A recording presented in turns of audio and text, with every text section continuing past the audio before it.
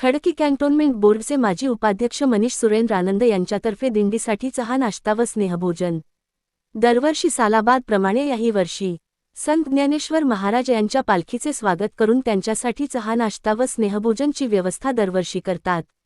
त्याचप्रमाणे त्यांना विश्रांतीसाठी ही व्यवस्था करतात। मनीष आनंद हे दरवर्षी पालखीसाठी हा उपक्रम राबवत असतात। या कार्यक्रमासाठी त्यांना नेहमी त्यांचा मित्रपरिवार कार्यक्रमात उपस्थित राहत असतात।